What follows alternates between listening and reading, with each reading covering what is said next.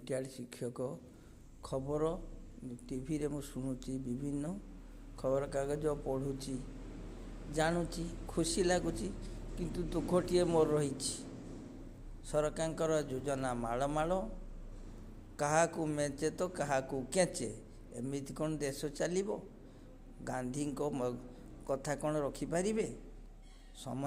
ସମାନ ଅଧିକାର ସମସ୍ତଙ୍କର ରହିଛି। ଏ ସରକାରୀ ଅର୍ଥ ସମସ୍ତଙ୍କର। ତେଣୁ ସମସ୍ତେ ଯଦି ଠିକ୍ ଭାବରେ ସେ ଯୋଜନାର ଫଳ ନ ପାଇବେ, ସେ ଯୋଜନାର ମୂଲ୍ୟ କ'ଣ? ତେଣୁ ଯୋଜନାକୁ ଠିକ୍ ବାଟରେ କଢ଼େଇବା ପାଇଁ ସମସ୍ତଙ୍କର ଦାୟିତ୍ୱ ଅଛି। ନ୍ୟୁଜ୍ ବାବୁ ନ୍ୟୁଜ୍ ଦେଲେ, ଯାହାର ଯେମିତି ସେ କହିବାକୁ ଲାଗିଲେ। ମୁହଁ ତ ଖୋଲୁନି କେହି, ଠିକ୍ କଥାଟା ଆଗକୁ ଆସୁନାହିଁ।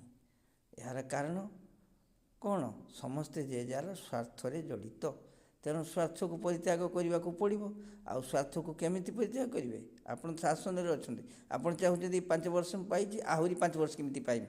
ତେଣୁ ଲୋକଙ୍କ କଥାଟାକୁ ଠିକ୍ ଭାବେ ବୁଝିଲେ ସିନା ଆଉ ଥରେ 5 ବର୍ଷ ପାଇବେ। ସବୁବେଳେ ନିଜର ଚେୟାରକୁ ବଞ୍ଚାଇବାକୁ ଚେଷ୍ଟା କଲେ, କାହାର କିଛି ଠିକ୍ଟା ଦେଖିଲେ ନାହିଁ। ଅର୍ଥ ଭାଗ ବଣ୍ଟାରେ ଭୁଲ ହେଲା। ଚାକିରି ମାଳ ମାଳ ପାଉଛନ୍ତି ଯେଉଁମାନେ ଦେଉଛନ୍ତି ଟଙ୍କା। ଏମିତି କ'ଣ ଦେଶ ସ୍ୱାଧୀନତା ପରେ କ'ଣ ଏହା ଠିକ୍? ଆମେ କ'ଣ ସ୍ୱାଧୀନ? କେଉଁଥିରେ ଆମେ ସ୍ୱାଧୀନ ନୁହଁ। ଆମର କଥା ଠିକ୍ ନାହିଁ, କାମ ଠିକ୍ ନାହିଁ। କରିବ କିଏ? ସେଇ ଶାସନ ଗାଦି ଯେଉଁମାନେ 5 ବର୍ଷ ପାଇଁ ଶପଥ ନେଇ ବସୁଛନ୍ତି, ସେଇମାନେ ହିଁ ସବୁକିଛି ପରିବର୍ତ୍ତନ କରିପାରିବେ। ସମସ୍ତଙ୍କୁ ଧରି ରଖିପାରିବେ। କେବଳ ଟିକିଏ ସ୍ୱାର୍ଥ ଛାଡ଼ିବାକୁ ପଡ଼ିବ। ଆପଣ 5 ବର୍ଷ ଚେୟାରରେ ବସିଲେ, ପୁଣି ଚାହୁଁଛନ୍ତି କେମିତି ଆଉ 5 ବର୍ଷ ବସିବେ। ଆଉ ସେଥିପାଇଁ ଯାହା ଇଚ୍ଛା ତାହା କରିଗଲେ। ଯିଏ ଯାହା ମାଗିଲା ତାକୁ ଦେଇଦେଲେ। ଏହା ଠିକ୍ ନୁହଁ। ଏ ଅର୍ଥ ତ ସମସ୍ତଙ୍କର। ତେଣୁ ଡିଷ୍ଟ୍ରିବ୍ୟୁଟ୍ ଠିକ୍ ଭାବରେ ହେବ।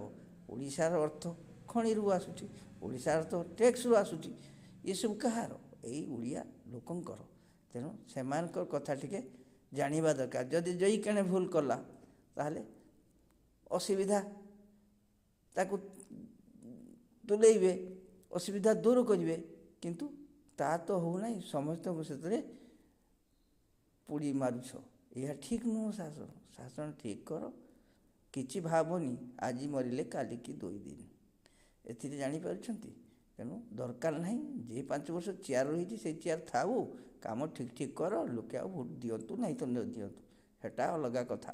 ତେଣୁ କାହାକୁ ମାରନି, ଆଉ କାହାକୁ ମାରିବାକୁ ଯାଇ ଆଉ କାହାକୁ ବି ବଞ୍ଚାଉନି, କି କାହାକୁ ମାରିବାକୁ ଯାଉନି।